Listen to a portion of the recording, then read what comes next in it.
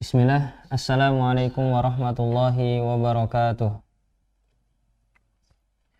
Innal hamdalillah nahmaduhu wa nasta'inuhu wa nastaghfiruh wa na'udzu billahi min syururi anfusina wa min sayyiati a'malina. May yahdihillahu fala mudilla lahu wa may yudlil fala hadiyalah. Asyhadu an la ilaha illallah wahdahu la syarika lah wa asyhadu anna Muhammadan 'abduhu wa rasuluh la nabiyya wa la rasula ba'dah. Allahumma salli ala Muhammad wa ala alihi wa ashabihi wa man tabi'ahum bi ihsanin ila yaumil qiyamah, amma ba'd. Teman-teman Ma'had Ilmi, peserta daurah dan seluruh pemirsa yang sedang mengikuti daurah ini, alhamdulillah kita panjatkan puji syukur kita atas nikmat Allah Subhanahu wa taala yang memberikan kemudahan kepada kita semua. Dan adanya kendala teknis yang baru saja terjadi ini membuat kita hendaknya bersyukur ketika kita bisa melaksanakan sebuah kegiatan dengan lancar. Ketika kita bisa melaksanakan sebuah kegiatan dengan lancar, kita bersyukur atas nikmat tersebut kepada Allah Subhanahu wa taala agar Allah menambahnya dan tidak mengambil nikmat tersebut. Ya, alhamdulillah atas segala nikmat yang diberikan Allah Subhanahu wa taala. Tidak lupa salawat dan salam semoga selalu tercurah dan terlimpahkan kepada baginda Nabi kita, Nabi besar Nabi Agung Muhammad Sallallahu Alaihi Wasallam beserta keluarga, sahabat dan orang-orang yang mengikuti beliau dengan baik hingga akhir zaman nanti.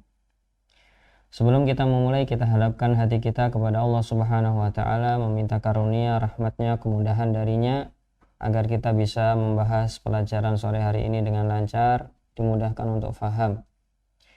Allahumma la sahla illa ma ja'altahu sahla wa anta taj'alul hazana idza syi'ta sahla. Allahumma inna na'udzubika min ilmin la yanfa' wa min qalbin la yakhsha wa min nafsin la tashba' wa min da'watin la yustajabu laha. Allahumma anfa'na bima 'allamtana wa 'allimna ilman yanfa'una wa zidna ilman ya rabbal alamin. Allahumma ati anfusana taqwaha wa zakkiha anta khairu man zakkaha anta waliyuha wa maulaha wa la hawla wa la quwata illa billah. Teman-teman semua, kita akan melanjutkan jilid kedua dari kitab Min Atyabil Minah fi Ilmil Mustalah, yaitu tentang taksim al-khabar ilal marfu'i ila marfu'in wa mauqufin wa maqtu'in. Tapi sebelum kita memulai di sini, ana ingatkan kepada semuanya bahwa kita sekarang berada di pembahasan hadis atau mustalah ya. Di sana ada pembahasan usul fikih, ada pembahasan Al-Quran plus tafsir, ada pembahasan qawaid fikih, pembahasan dakwah. Dan yang ingin kita tekankan adalah jangan membawa misalkan hal-hal yang ada di dalam ilmu mustalah sini ke tempat lain. Kadang tidak cocok ya. Misalkan dari hadis ke dakwah atau ke mengambil ilmu. Misalkan tadi disebutkan Imam Bukhari meriwayatkan dari Imran bin Hittan yang seorang Khawarij gitu. Ini berbeda pada masa dahulu dan masa sekarang. Jangan dibawa kemana-mana, takutnya nanti malah salah begitu. Jadi selalu di tracknya bahwa kita sedang belajar hadis atau mustalahnya. Bahkan ketika kita belajar sunnah di sini, pengertian sunnah dalam hadis itu terkadang berbeda pengertian sunnah dalam usul fikih. Ya tidak? Sunnah dalam hadis itu apa? Ya, sesuatu yang diriwayatkan dari Nabi, dari perkataan, perbuatan, persetujuan, sifat khalqi, khuluqi, begitu, hampir sama dengan hadis. Tapi ketika sunnah dibawa ke usul fikih, apa pengertiannya? Ma'usiba fa'iluhu wala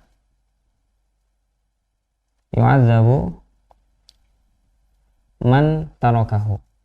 Orang yang melakukannya diberi pahala, orang yang meninggalkannya tidak berdosa. Ini padahal sama-sama sunnah. Usul fikih sama usul hadis sudah berbeda. Jadi jangan melebarkan lingkarannya gitu. kita tetap di tracknya dalam hadis dan mustalah hadis, begitu. Ini yang ingin kita tekankan.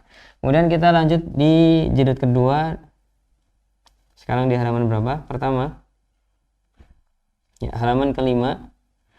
Di sini ada marfu, mauquf dan maqtu. Ana berikan gambaran juga biar lebih mudah dulu. Bahwa hadis itu kemarin kita belajar bahwa hadis ya.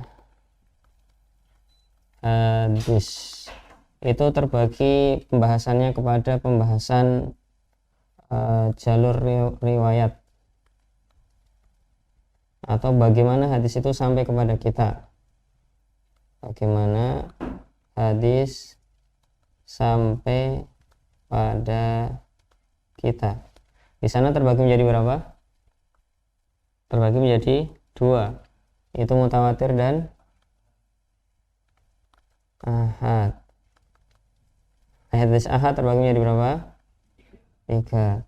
Apa itu? Masyhur, aziz, dan gharib.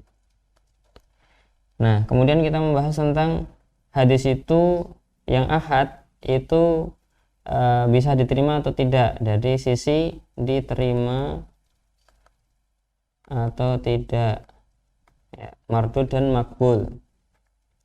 Maka di sana ada yang mardud, ya, ditolak. Kemudian ada yang makbul. Yang makbul terbagi menjadi berapa? Ya, menjadi 4. Ada sahih li ghairihi, hasan li ghairihi. Baik. Nah, sekarang kita akan jalur ketiga, itu adalah siapa yang mengatakan.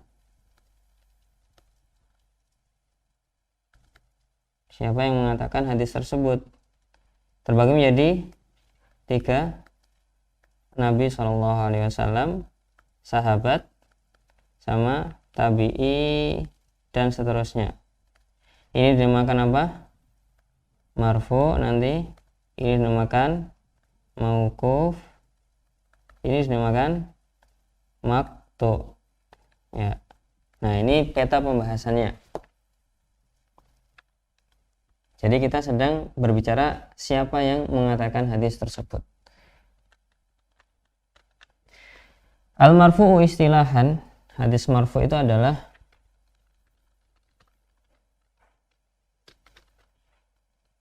hadis atau ya sama dengan ketika kita memberikan pengertian hadis, ya. Perkataan, perbuatan, persetujuan dari Nabi SAW, baik yang sharih, bahasa Indonesianya apa yang tepat Mas kira-kira? Sharih, yang terang, sama hukman, ya. Ya, yang jelas sama yang secara hukum, gitu. Ya, nanti jelasnya ketika baca contohnya. Dan ini terbagi menjadi 7. Yaitu al-marfu' qauli sharihan, marfu' qauli jelas, ya. Contohnya adalah seorang sahabat mengatakan, aku mendengar Rasulullah SAW berkata seperti ini. Ini namanya marfu' qauli sharih, perkataan Nabi dan jelas-jelas perkataan Nabi. Atau salah seorang sahabat mengatakan, dahulu Rasulullah SAW berkata, karena Rasulullah SAW yaqul. Ini contoh-contoh marfu' qauli sharih. Yang kedua adalah marfu' fi'li sharihan, hadis marfu' yang fi'li, ya, perbuatan, dan jelas-jelas itu adalah perbuatan Nabi SAW. Terlihat dengan tersurat atau tersirat, tersurat dalam hadisnya. Tersurat dalam hadisnya bahwa itu adalah perbuatan Nabi SAW. Contohnya ketika seorang sahabat mengatakan, ra'aitu Rasulullah SAW yaf'alu kada. Aku melihat Rasulullah SAW melakukan begini. Atau seorang sahabat mengatakan, kana Rasulullah SAW yaf'alu kada.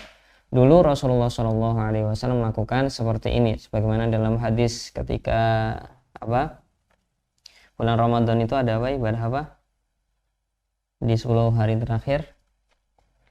Ya, i'tikaf. Kana Nabi sallallahu alaihi wasallam idza dakhala 10 awakhir min syahri Ramadan syadda mi'zarahu wa aiqadha ahlahu. Ya. Dulu Nabi sallallahu alaihi wasallam kalau masuk 10 hari terakhir bulan Ramadan mengencangkan ikat pinggangnya dan membangunkan keluarganya. Itu perbuatan Nabi sallallahu alaihi wasallam. Ya, jelas.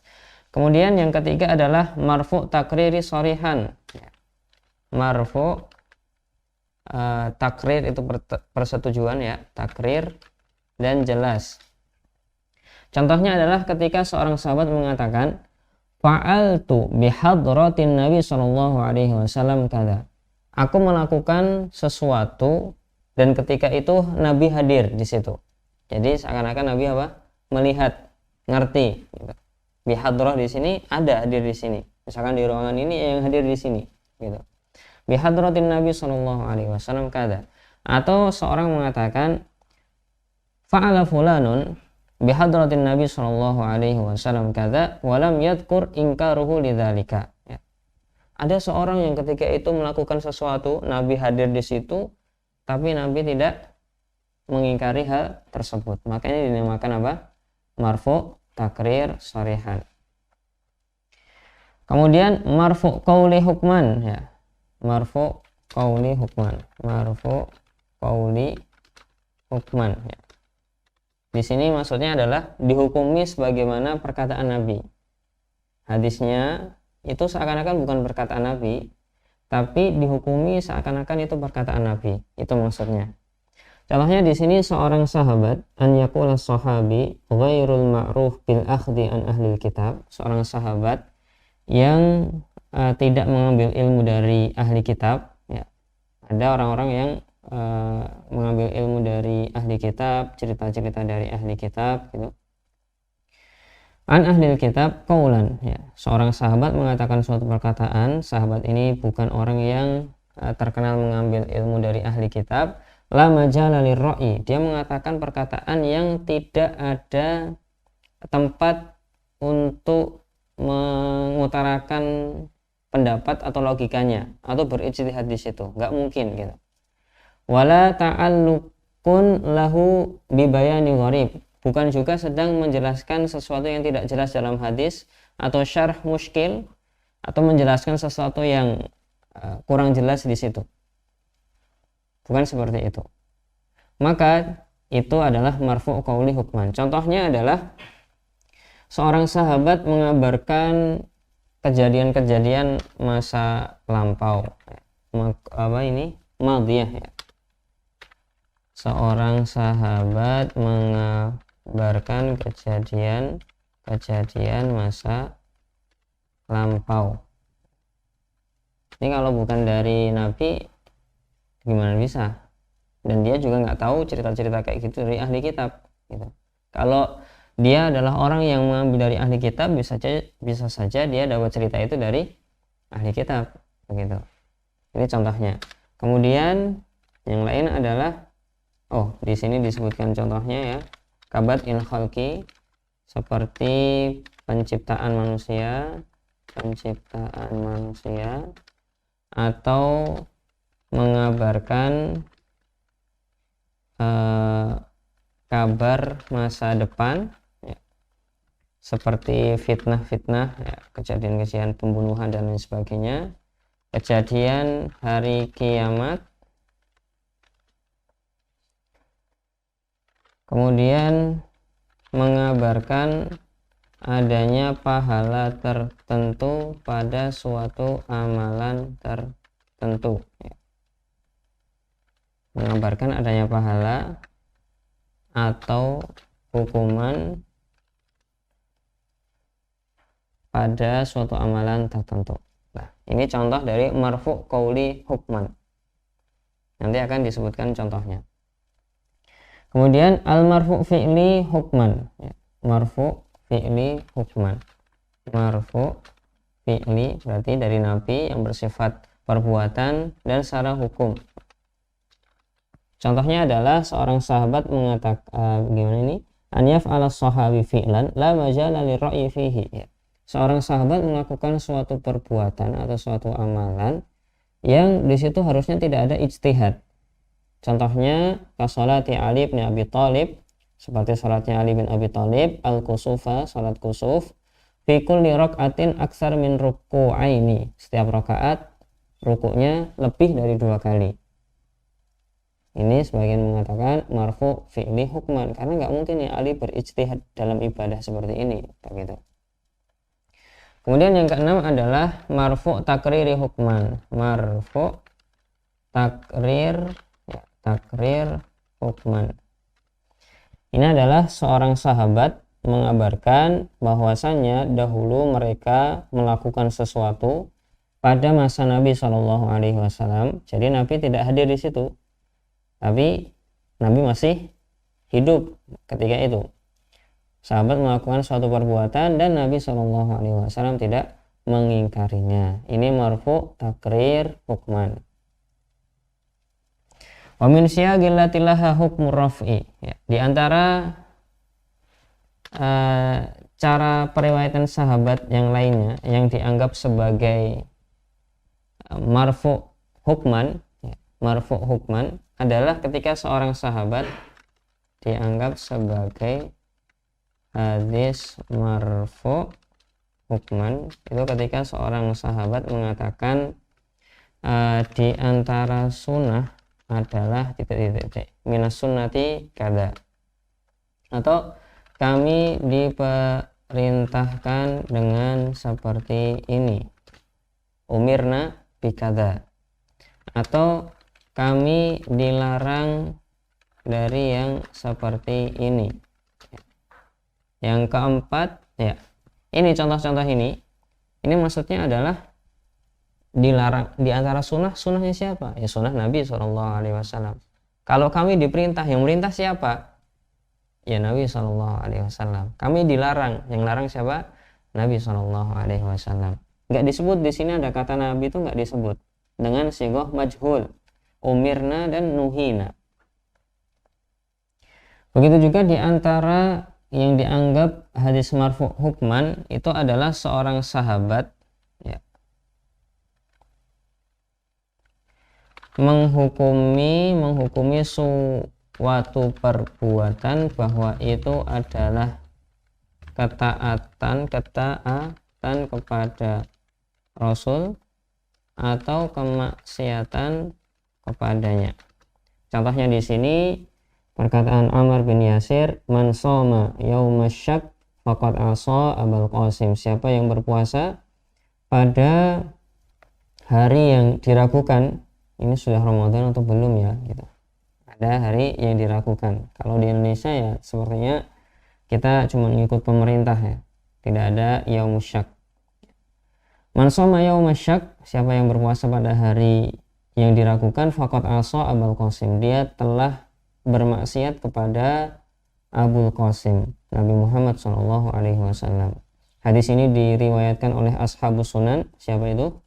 Sunan siapa? Abu Dawud, Ibnu Majah, An-Nasai, At-Tirmidzi. Itu namanya ashabus sunan al-arba'ah. Wa 'allaqahu al-Bukhari, dan Imam Bukhari meriwayatkannya dengan mu'allaq. Maksudnya mu'allaq apa? Tidak disebutkan sanad awalnya, gitu. Mungkin coba kita lihat saja di Sahih Bukhari bagaimana Imam Bukhari mengatakan perkataan Ammar bin Yasir di sini. Man shoma yaumasyakki. Coba ya. Sahih Al-Bukhari.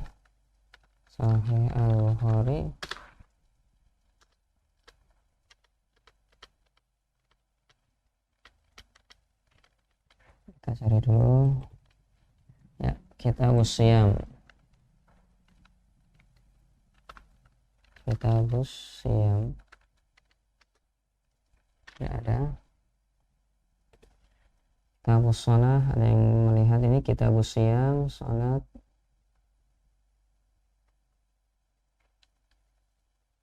Ya, kita cari saja di sini. Man shoma. Yaumasyaki. Semoga ada. Ya. Coba untuk melihat di sini. Beliau membawakan bab qaulin Nabi sallallahu alaihi wasallam idza ra'aitumul hilala fasumu wa idza ra'aitumuhu fa'aftiru.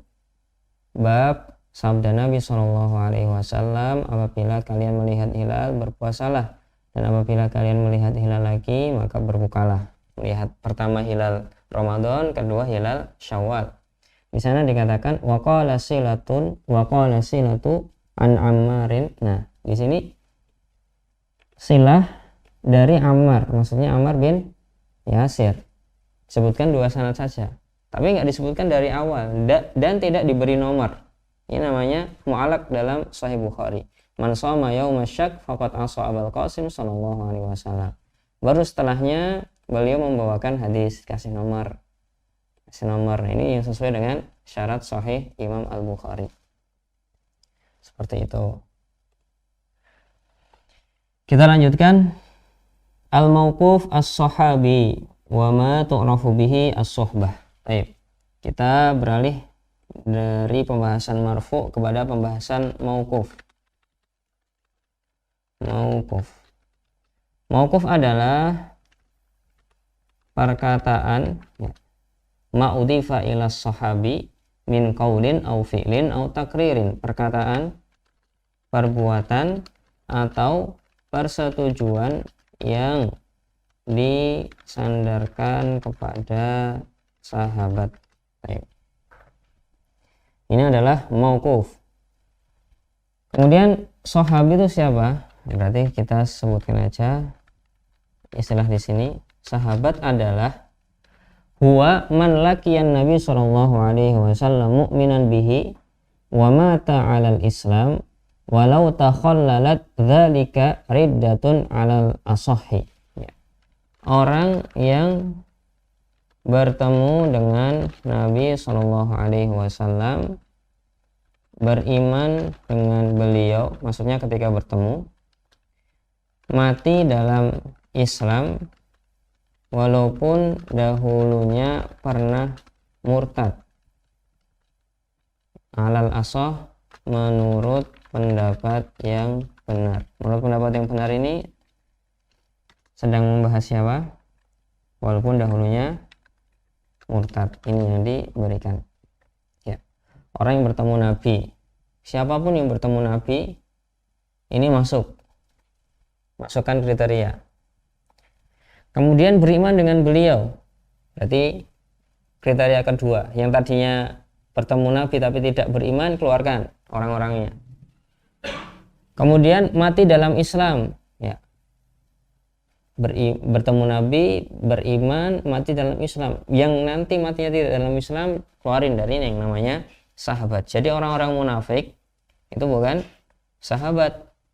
Orang-orang kafir bukan sahabat, karena sahabat itu orang yang bertemu dengan Nabi, beriman dengan beliau, mati dalam keadaan Islam. Nggak masalah walaupun dia pernah murtad.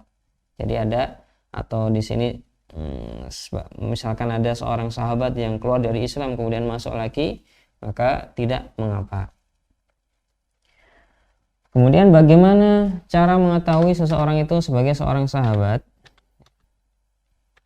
Cara mengetahui seorang itu adalah sahabat. Satu, dengan tawatur. Tawatur itu sudah semua orang tahu lah gitu. Kalau ini sahabat.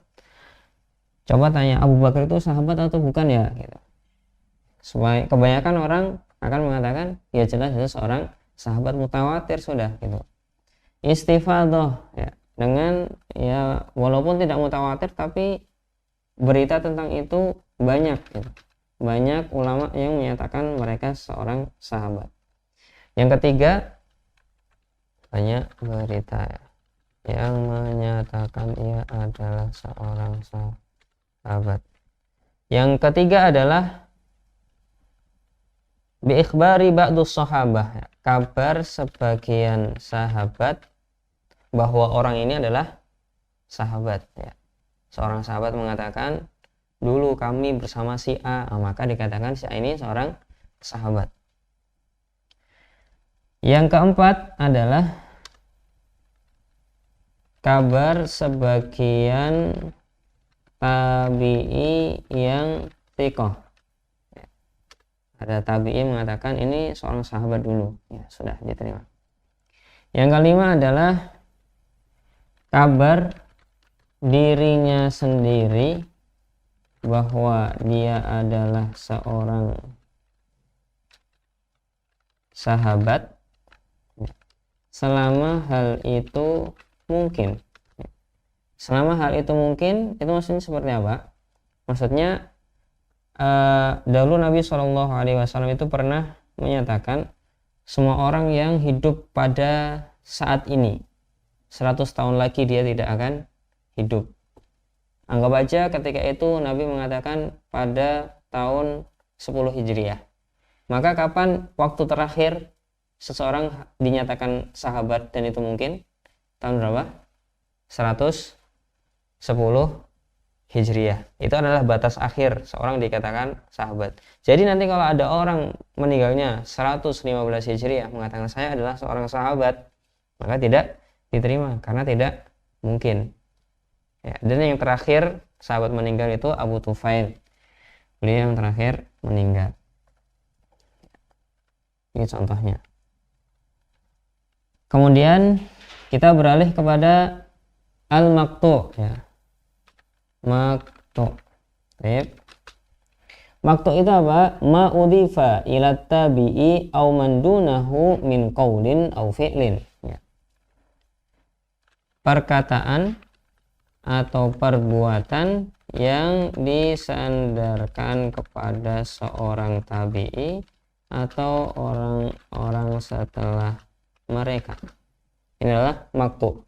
Coba diperhatikan di sini, qaulin au fi'lin, perkataan atau perbuatan. Kalau Nabi sampai apa? Persetujuan. Sahabat sampai apa? Persetujuan. Tabi'i hanya sampai perbuatan. Gitu. Kemudian apa itu tabi'i? Tabi'i itu siapa? Tabi'i adalah huwa man laqiya sahabiyan mu'minan wa mata 'alal Islam. Ya.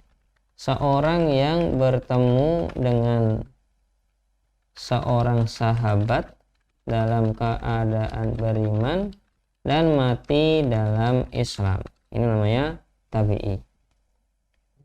Walaupun bertemu seorang sahabat saja sudah dikatakan sebagai tabi'i, apalagi bertemunya banyak sahabat gitu. Ini maqtu' dan tabi'i. Kemudian apa perbedaan antara maqtu' dan munqati'?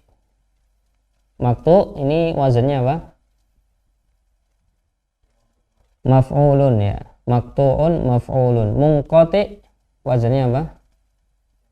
Isim fa'il munfa'ilun munqati'un, ya. Kalau maqtu' isim maf'ul, maka itu adalah sifat matan, ya, sifat matan. Kalau munqati' itu adalah sifat sanad, sifat sanad, ya. Begitu. Kemudian kita masuk ke pembahasan mukhadram. Apa itu istilah mukhadram? Mukhadram. Apa itu? Mukhadram adalah man adrakal jahiliyah wa zamanar rasul sallallahu alaihi wasallam wa lam yalqah. Wa lam yalqahu di sini. Seseorang yang bertemu dengan zaman jahiliyah. Zaman jahiliyah berarti zaman apa? Ya, sebelum diutusnya Nabi SAW. Bukan sebelum zaman kelahiran Nabi. Ya, zaman jahiliyah itu zaman sebelum diutusnya Nabi. Ya. Dan zaman kerasulan, namun tidak pernah bertemu dengan Nabi SAW. Ini namanya mukhadram. Wal mukhadramun aktsar min 20 nafsan. Mukhadram ini lebih dari 20 orang.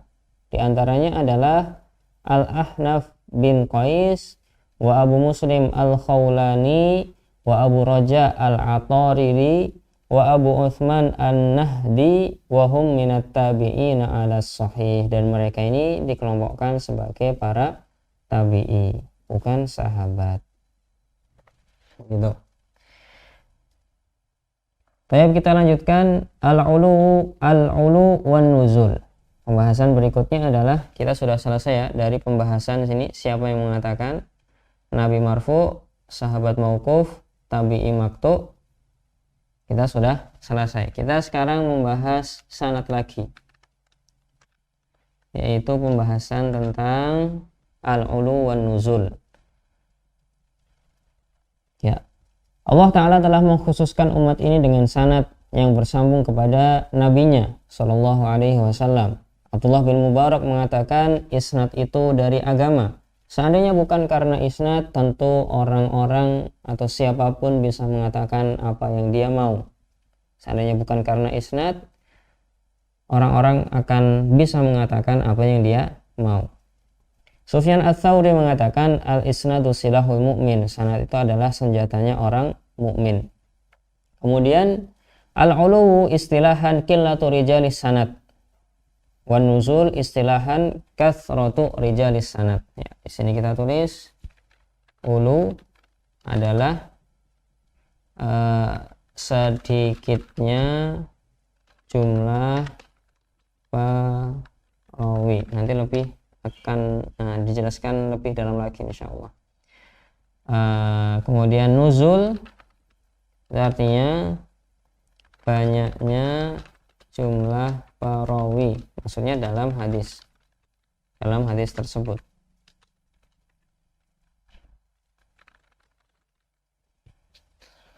Wahuma min sifatil isnad, dan keduanya merupakan sifat bagi sanad. Wal ulu al isnad afdal minan nuzul. Sanad yang ulu itu ulu secara bahasa artinya apa? Tinggi. Nuzul artinya turun. Ya. Yang ulu itu lebih afdal daripada yang nuzul, dengan syarat sanadnya tersebut tidak ada orang yang dhaif. Adapun kalau ada orang yang dhaif di situ, maka tidak ada keutamaan padanya. Begitu. Apalagi kalau di dalamnya ada sebagian orang pendusta atau orang-orang yang tertuduh berdusta. Berkata Ibnu Shalah, hadis yang ulu itu menjauhkan sanad dari penyakit, karena setiap orang dari perawi hadis dalam sanad tersebut memiliki kemungkinan terjatuh dalam kesalahan, baik dengan sengaja maupun lupa. Bisa jadi dia lupa, bisa jadi sengaja ya. Sehingga ketika jumlah orangnya yang kemungkinan salah itu sedikit, maka itu lebih menyedikitkan kemungkinan salah. Ini kata Ibnu Shalah. Kemudian pembagian khobar menjadi ali dan nazil. Khobar itu dengan apa? Yang qasimul khobar bi'tibari uluwi sanadihi wa nuzulihi ila qismain ya. Kabar berkaitan dengan sanad yang ali dan sanad yang nuzul terbagi menjadi khobar al-ali ya. Khobar yang sanadnya ali. Maqalla rijalu sanadihi binisbati ila sanadin akhar yaridu bihi dzalikal khobar bi'adadin katsirin. Mudahnya adalah sebuah hadis yang sanadnya lebih sedikit, jumlah rawinya lebih sedikit dibandingkan hadis yang sama dengan jumlah rawi yang lebih banyak. Mudahnya khobar ulu, khobar ali. Sekarang pakai wazan fa'il.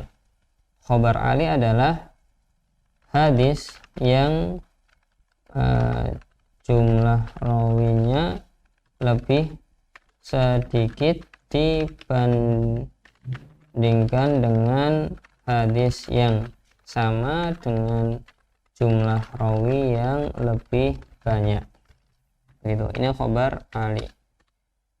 Adapun khobar nazil dengan isim fa'il juga, nazil adalah khobar nazil hadis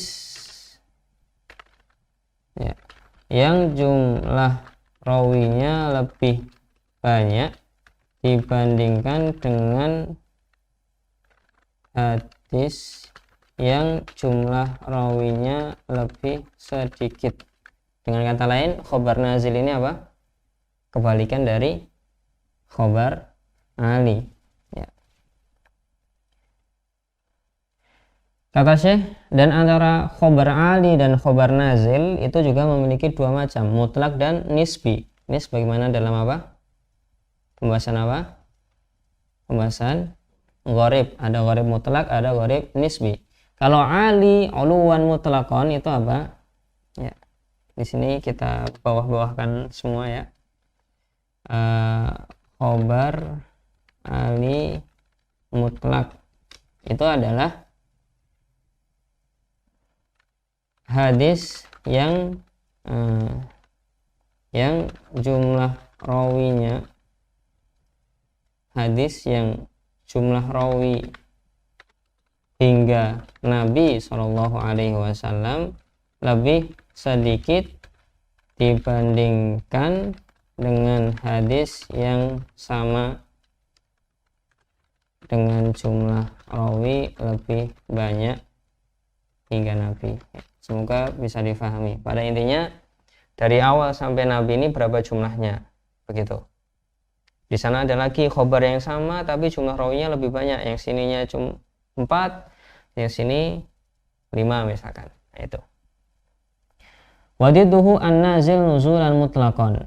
Dan berkebalikan dengan ini, khobar ali mutlak, ini khobar nazil mutlak. Berarti kalau mau ditulis ya khobar nazil mutlak adalah kebalikan dengan ali mutlak. Yes. Nanti dijelaskan, antum ketika jawab pertanyaan dijelaskan maksudnya bagaimana ya, tinggal ibaratnya dibalik. Kemudian al-ali uluwan nisbiyan. Sekarang ali uluwan nisbiyan. Khobar ali nisbi. Itu adalah hadis yang jumlah rawi atau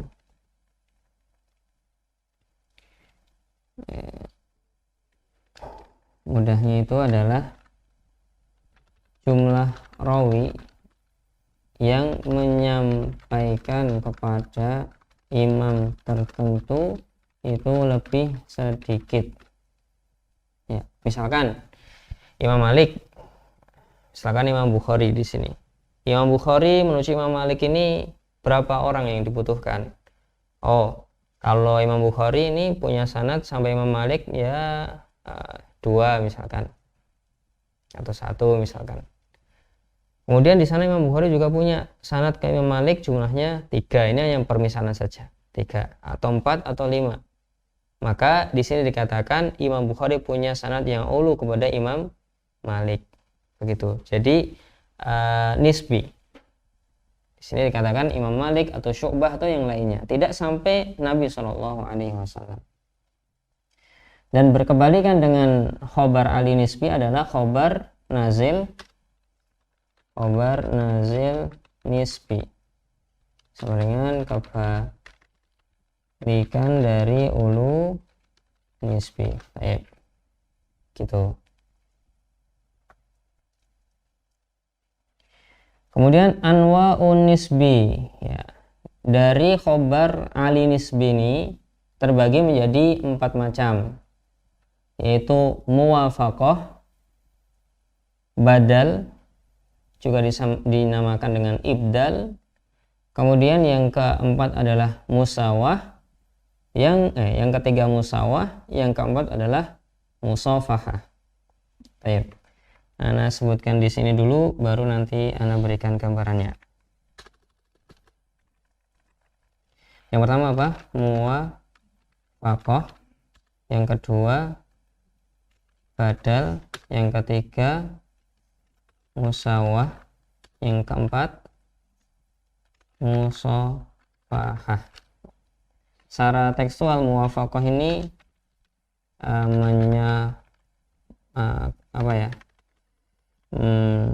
wafaqtuka itu artinya saya sepakat denganmu. Berarti muwafaqah ini ya persetujuan atau persamaan atau yang semisalnya. Badal ini sebagai apa? Ganti. Musawah itu apa? Persamaan. Ini secara tekstual ya, bukan secara istilah. Musafah ini adalah bersalaman. Adapun secara istilah, muwafaqah adalah seorang rawi, misalkan Ibnu Hajar. Seorang rawi ini kita sebut contohnya Ibnu Hajar. Seorang rawi, contoh Ibnu Hajar. Seorang rawi bisa mencapai gurunya seorang penulis kitab hadis dengan sanad yang lebih sedikit daripada apabila melewati penulis kitab tersebut. Baik. Coba kita ambil contoh yang pertama ini ya. Coba perhatikan di sini ada contoh ya. Di ini tampilkan semua. Kita jalankan animasinya. Coba untuk melihat. Ini adalah muwafaqah. Ibnu Hajar di bawah ini sampai Qutaibah melalui jalur Bukhari itu 8 orang, tapi Ibnu Hajar sampai Qutaibah itu nomor 2 ini melalui jalur Abul Abbas itu cuma 7 orang. Nah, kita jalankan animasinya. Tapi seperti ini.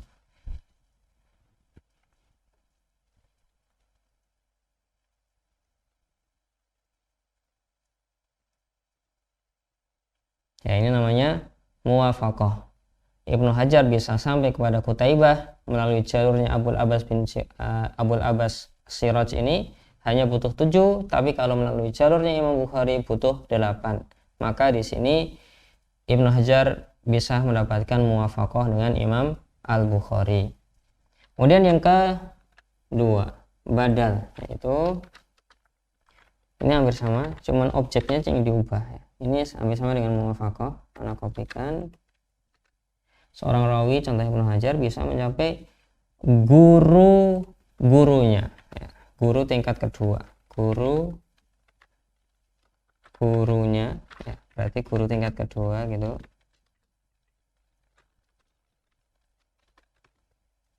Seorang penulis kitab dengan sanad yang lebih sedikit daripada apabila melewati penulis kitab ya. Contohnya adalah di sini juga. Kita perhatikan di sini ada Abul Abbas Al-Qanabi bisa sampai Imam Malik ya, ini tujuannya kepada Imam Malik. Kalau yang contoh pertama kepada siapa? Qutaibah.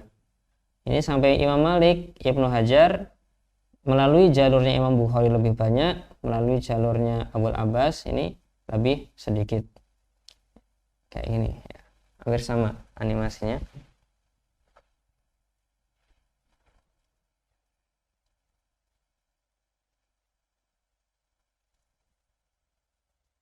Ini dinamakan badal. Baik. Kemudian sekarang musawah. Musawah itu apa? Seorang rawi ya, contohnya siapa? Ibnu Hajar.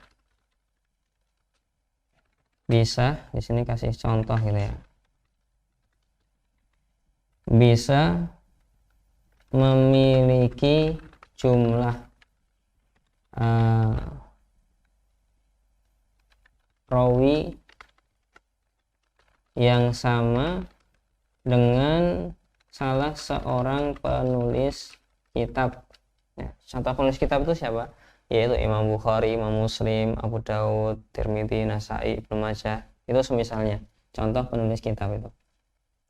Nah, ini gambarannya seperti apa? Ya, gambarannya di sini. Coba antum perhatikan, di sini ada Imam Nasai, ada Ibnu Hajar, ya, ada Nabi, kemudian ada 10 perawi, ada 10 perawi. Imam Nasai meriwayatkan dari sampai Nabi ini butuh 10 rawi misalkan dalam sebuah hadis. Dan Ibnu Hajar ternyata dalam sebuah hadis bisa juga meriwayatkan sampai Nabi dengan 10 rawi. Ini namanya musawah. Bisa dipahami? Begitu. Kemudian yang satunya lagi adalah musafahah. Bagaimana? Ini sama dengan musawah, menakobikan. Objeknya saja yang berbeda. Seorang rawi, contoh Ibnu Hajar, bisa memiliki jumlah rawi yang sama dengan murid seorang penulis kitab. Murid seorang penulis kitab. Di sini yang harus di blok sini.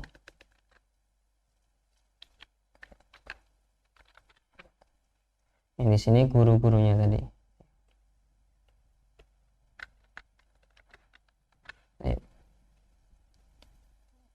Atau begini biar mencapai gurunya. Perbedaannya seperti ini. Di sini seorang penulis kitab.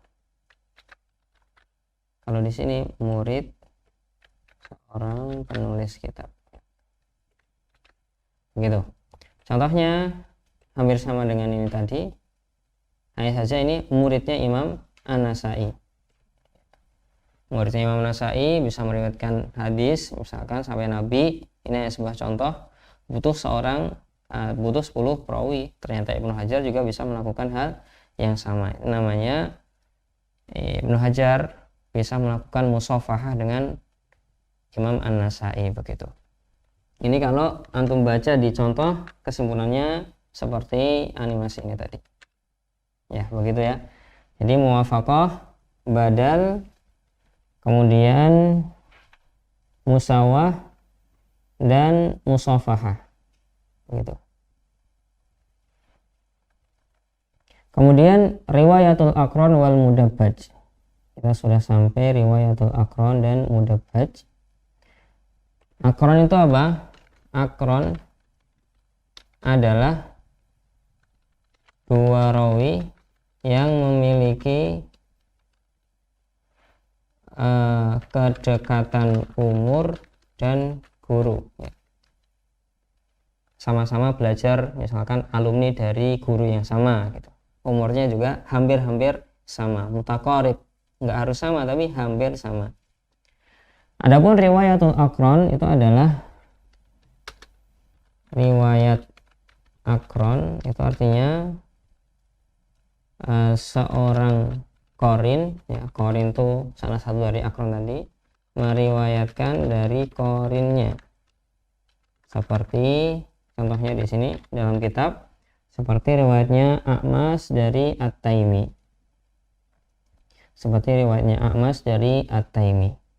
Adapun mudabbaj itu beda lagi. Mudabbaj secara bahasa, atau tak kasih contoh di sini cara pembacaan tadi yang tadi kita sebutkan ya, bahwa dalam membaca itu ada yang namanya bi fathid dalil muhmalah. Di sini ada cara-cara pembacaan. Muhmalah itu artinya nggak ada titiknya. Wa tasydid alba muwahhadah, dengan mentasydid huruf ba yang muwahhadah, titiknya satu. Kenapa disebut muwahhadah? Nah, biar tidak salah dengan ya. Ini bisa berubah jadi ya wa tasydid ya, masa muwahhadah nggak cocok gitu. Kalau ya kan berarti tasniyah gitu, yang titiknya 2. Yang muwahhadah berarti ba-nya titiknya 1 gitu. Ini contoh pembacaan. Dalam terjemah-terjemah kita akan sering dapati yang seperti ini.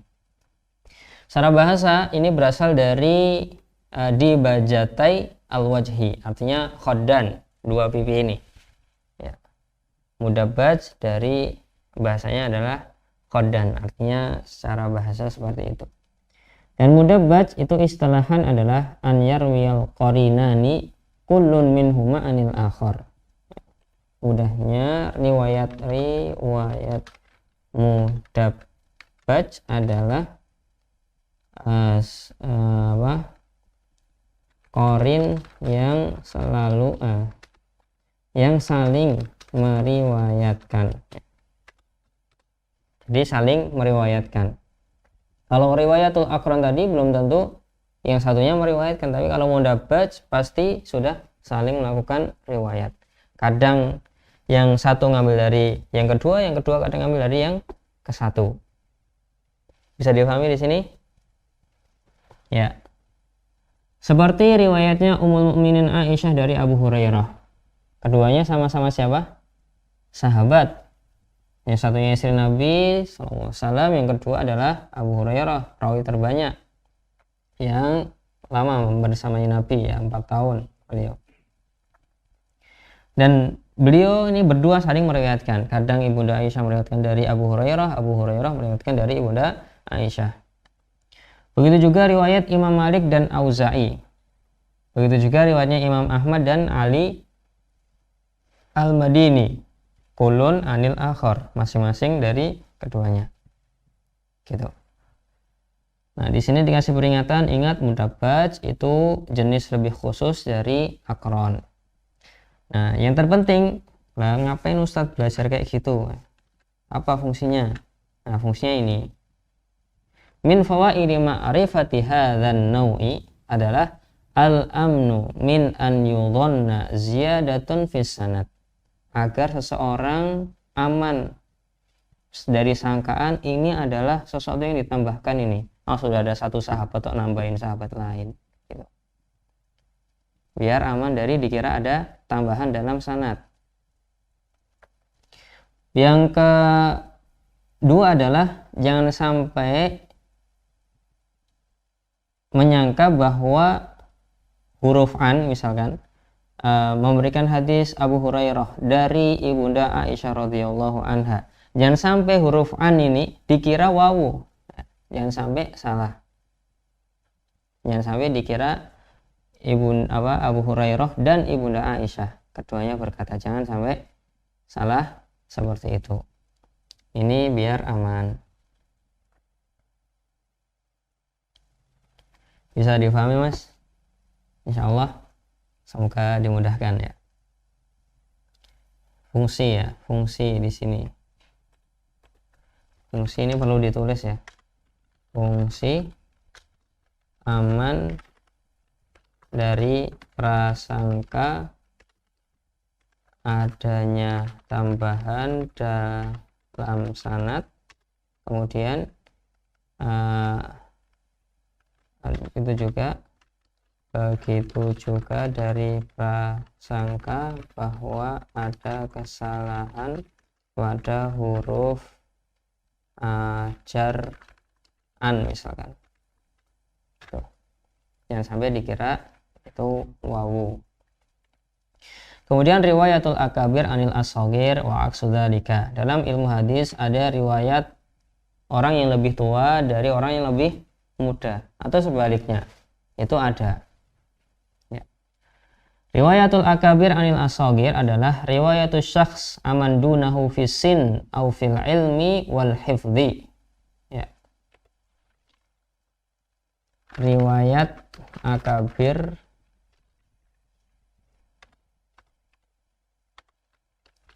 dari as-saghir artinya adalah seseorang meriwayatkan hadis dari orang yang berada di bawahnya, baik dari sisi umur maupun dari sisi ilmu dan kekuatan hafalan. Nah, ini namanya riwayat akabir anil as-saghir. Contohnya siapa? Contohnya adalah riwayatnya Muhammad ibnu Syihab az-Zuhri dari Imam Malik. Muhammad ibnu Syihab az-Zuhri ini meninggal pada tahun 125 Hijriah. Adapun Imam Malik meninggal 179 Hijriah. Tua mana ini? Tua az-Zuhri, ya. Lebih dahulu meninggal. Begitu juga riwayat Malik an Abdullah bin Dinar. Secara umur Imam Malik meninggal pada tahun 179 dan Abdullah bin Dinar 127 Hijriah. Terus kok kenapa disebut sebagai akabir anil as-saghir? Kan memang lebih tua Abdullah bin Dinar, ya. Jawabnya karena Imam Malik lebih tinggi kedudukannya. Ini contoh untuk yang lebih tinggi kedudukannya. Masuk dalam jenis ini adalah riwayatus sahabah anit tabi'in. Seorang sahabat meriwayatkan dari seorang tabi'i. Begitu juga riwayatnya abadilah. Siapa itu abadilah? Nah, di sini ada istilah abadilah ya. Abadilah adalah Abdullah bin Umar, Abdullah bin Abbas, Abdullah bin Zubair, Abdullah bin Amr bin As. Ini adalah abadilah. 4 abadilah dari sahabat. Kenapa kok dinamakan abadilah? Karena mereka ini sahabat-sahabat junior. Tapi meninggal mereka masih muda, masih kecil. Adapun Abdullah bin Mas'ud kenapa tidak dimasukkan? Ya, karena beliau sudah senior. Ya, masuk Islam sejak dari Mekah, beliau sudah senior. Yang dimaksud abadilah adalah ini Abdullah bin Umar, Abdullah bin Abbas, Abdullah bin Zubair, Abdullah bin Amr bin As. Ketika abadilah meriwayatkan dari Ka'ab bin Ahbar dan masuk dalam pembahasan ini juga riwayatul aba anil abna. Ayah meriwayatkan dari anak-anaknya ya. Masya Allah, kalau bisa punya anaknya seperti ini luar biasa ya. Kita mohon agar kita diberikan anak-anak yang soleh-solehah, yang memiliki ilmu dan ketakwaan. Min fawaidi ma'rifati hadan nau. Ya, apa fungsinya kita tahu yang seperti ini? Ya. Al-amnu min an yudhanna al-qalbu fis sanad. Jangan sampai disangka ya, fungsi dari berarti di sini fungsi tahu adanya jenis riwayat akabir dari ashogir adalah aman dari prasangka adanya keterbalikan dalam sanad. Jangan sampai dikira ini sanadnya kebalik, ini masuk bapak riwayatkan dari anaknya. Aman ya. Kemudian riwayatul ashogir anil akabir ya. Apa itu riwayat ashogir anil akabir? Ya, riwayatus syakhs aman fauqahu fisin au fil ilmi wal hifzi. Ini kebalikan dari sebelumnya. Jadi di sini riwayat ashogir dari akabir adalah kebalikan dari riwayat akabir anil ashogir ya. Nanti antum menjelaskan sendiri kenapa kok pakai cara-cara seperti ini, biar tidak kita ini membludak maklumat ya. Maklumat kalau membludak itu kadang kita malah bingung. Kita bikin sesuatu yang kayak jembatan keledainya aja.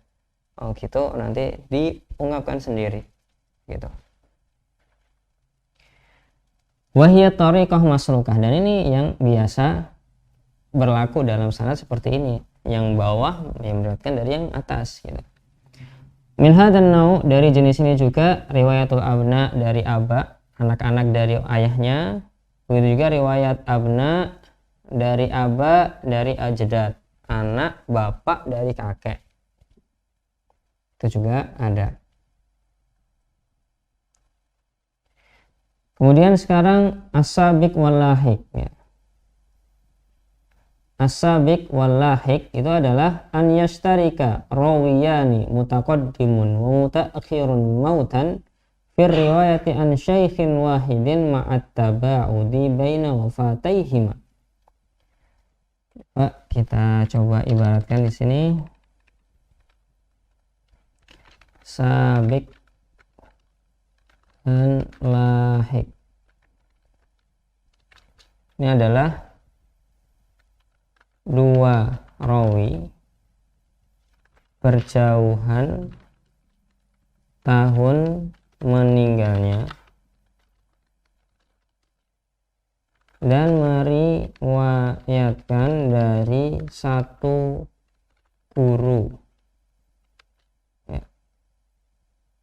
Jadi dua rawi meninggalnya berjauhan, tapi sama-sama bisa meriwayatkan dari satu guru. Meninggalnya berjauhan ini bahkan sampai lebih dari 100 tahun. Contohnya di sini adalah Abul Abbas As-Siraj, Syekh Imamain Al-Bukhari wa Muslim, yaitu Abul Abbas As-Siraj. gurunya Imam Bukhari dan Imam Muslim. Dari Abul Abbas As-Siraj ini Imam Bukhari meriwayatkan, dan Abul Husain Al-Khaffaf juga meriwayatkan dari Abul Abbas As-Siraj. Dan ternyata meninggalnya dua ulama ini, Bukhari dan Al-Khaffaf, ya, di sini ya kita berikan tanda dulu,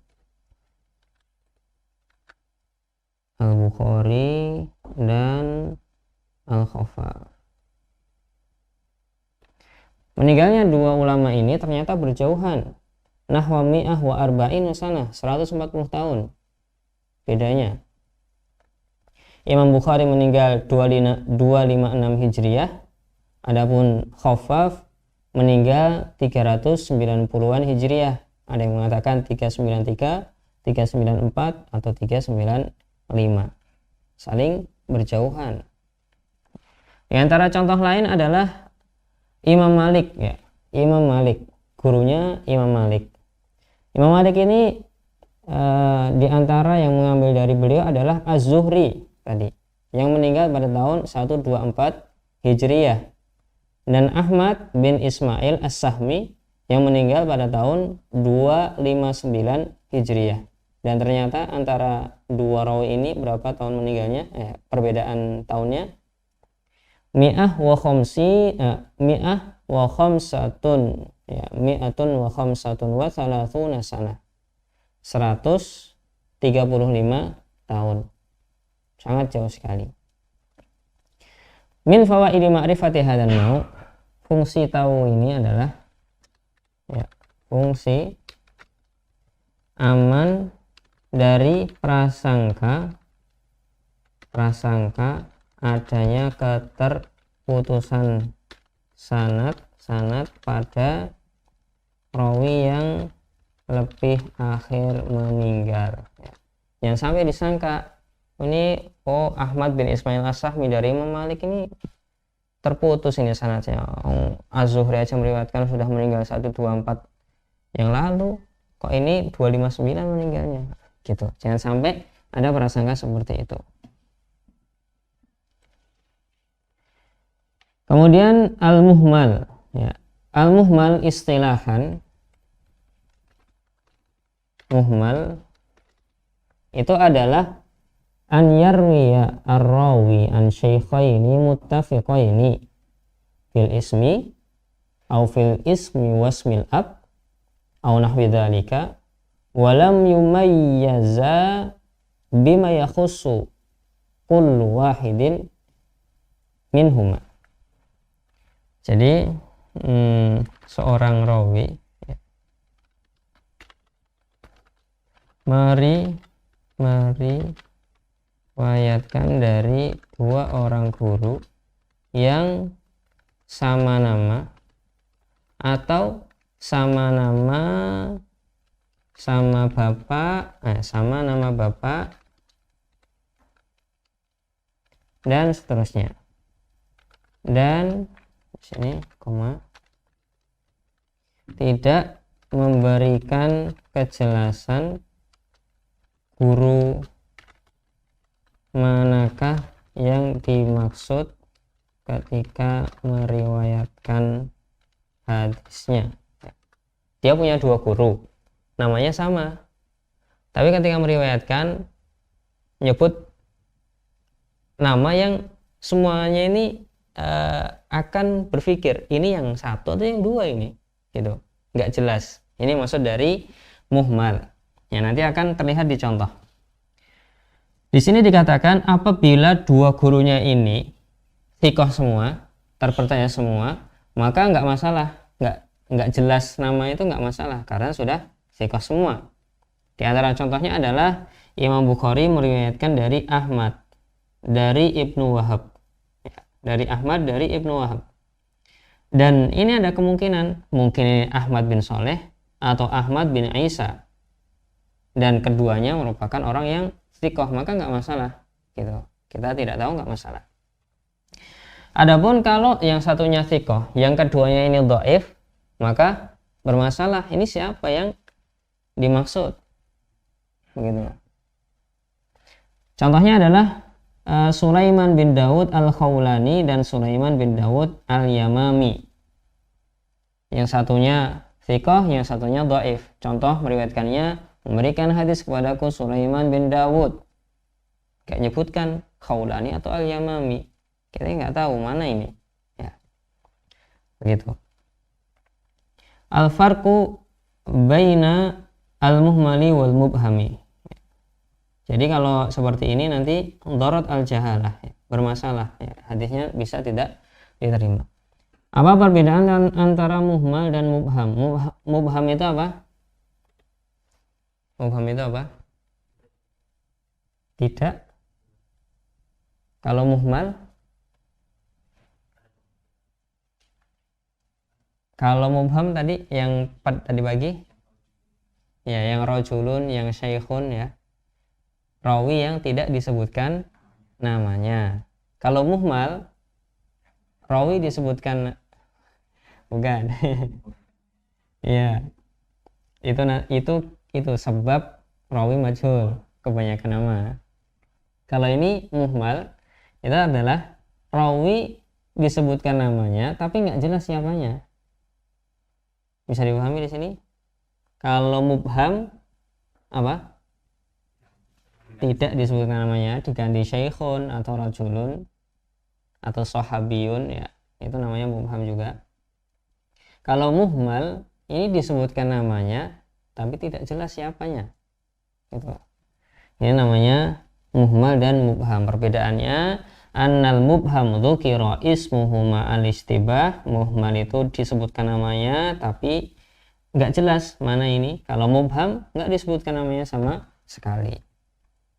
Begitu. Man haddatsa wa nasiya. Ya, ini masih 3 menit, sepertinya tidak cukup untuk membahas man haddatsa wa nasiya selama 3 menit. Mungkin ada pertanyaan di sini. Bismillah, Ustaz izin bertanya tentang sabik dan lahik. Bagaimana Ustaz penjelasan bahwa seorang rawi meriwayatkan dari guru yang selisih tahunnya yang banyak? Ya, ini kembali ke kitab Tarojim Rawi. Ya, di sana disebutkan rawinya meninggal tahun berapa, itu dijelaskan, ya. Kemarin sudah dicontohkan kan, ya. Misalkan di sini contoh aja, ya. Di sini kalau kita pakai Maktabah Samilah, Ctrl T, itu sudah langsung ke tarjamah. Ini contohnya adalah nama Abdullah bin Dinar al-Qurasi al-Adawi maulahum Abu Abdurrahman al-Madani maula Abdullah bin Umar ibnul Khattab. Tabaqahnya adalah tabaqah keempat, yaitu tabaqah tali al-wusta minat tabi'in. Wafatnya adalah tahun 127 Hijriah. Diriwayatkan oleh Imam Bukhari, Imam Muslim, Imam Abu Dawud, Imam Tirmidzi, Imam Nasai, Imam Ibnu Majah. Ini kha mim dal ta sin qaf. Ini adalah rumus-rumus untuk Bukhari, Muslim, Abu Dawud, Tirmidzi, Nasai, Ibnu Majah. Rutbatuhu inda Ibnu Hajar. Ya, nilainya menurut Ibnu Hajar thiqatun. Ya, dia adalah orang yang thiqah. Rutbah inda Az-Zahabi lam yadhkurha. Ya, Imam Zahabi tidak memberikan nilai kepada Abdullah bin Dinar. Ini contoh-contohnya. Ini ruwat tahdibain. Kalau kita pakai Syiar A'lam Nubala misalkan, ya, ini lebih panjang lagi, kita harus membaca berlembar-lembar untuk tarjamah rawi, ya. Contohnya kalau di sini Abdullah bin Dinar al-Adawi al-Umari maulahum Imam al-Imam al-Muhaddis al-Hujjah Abu Abdurrahman al-Adawi al-Umari maulahum al-Madani. Sami'a Ibnu Umar, ini siapa saja yang didengar dari beliau. Ibnu Umar, Anas bin Malik, Sulaiman bin Yasar, Abu Saleh As-Samman, dan beberapa yang lainnya. Hadatsa anhu, murid-muridnya diantaranya Syu'bah, Malik. Nah, tadi kan kita hadisnya dari Malik, ya. Ini disebutkan di sini. Di antara yang meriwayatkan dari beliau Malik, Sufyan ats-Tsauri, Warqa bin Umar, Sulaiman bin Bilal, wabnuhu Abdurrahman bin Abdullah bin Dinar, wa Ismail bin Ja'far, wa Sufyan bin Uyainah, wa khalqun katsirun, dan banyak yang lainnya. Baru disebutkan tarjamahnya, nanti di akhir disebutkan kapan meninggalnya. Begitu. Ini kalau di Syiar A'lam An-Nubala. Jadi semuanya insya Allah ada jalannya. Insya Allah semuanya ada jalannya. Begitu.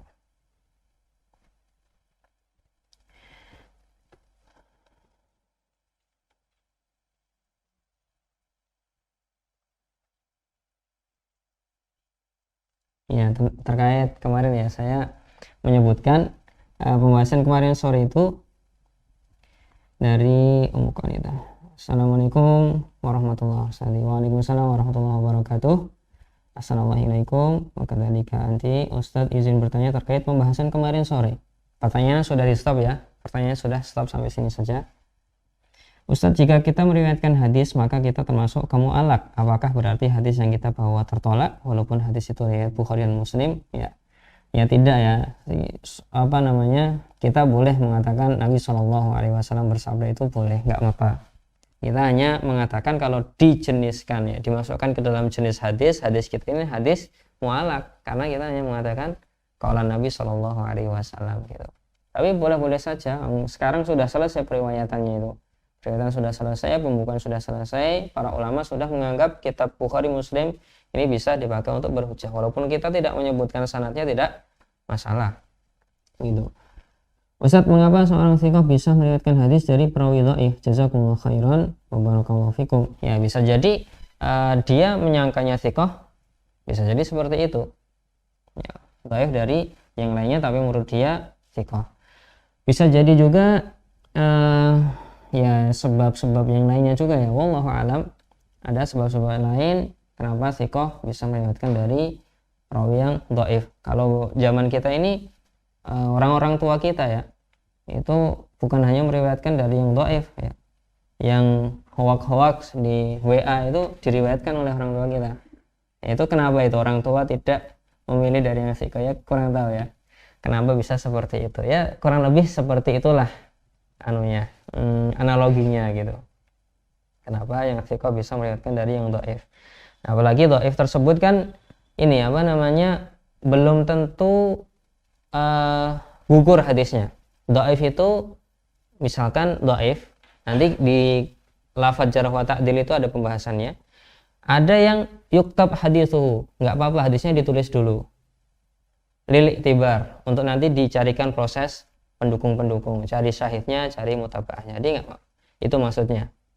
Kemudian kata Imam Ahmad bin Hanbal itu mengatakan, idza rawainal hadis fil halali wal haram tasyaddadna. Kalau kita melihatkan hadis dari halal dan haram, kita berikan kriteria yang kuat pada rawi-rawinya. Wa idza rawainal hadis fi sirati, kemudian walaysa fihi halalun wala haramun wala yata'allaqu bi hukmin, maka tasahalna fihi. Ini kama qala rahimahullah. Imam Ahmad mengatakan kalau kita meriwayatkan dalam pembahasan sirah atau suatu hal yang tidak ada hukumnya di situ atau tidak berkaitan dengan halal dan haram, maka kita memberikan kelonggaran pada sanadnya.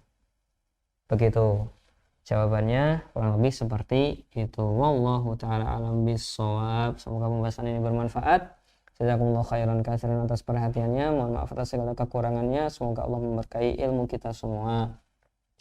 Ana kembalikan kepada moderator pada sore hari ini.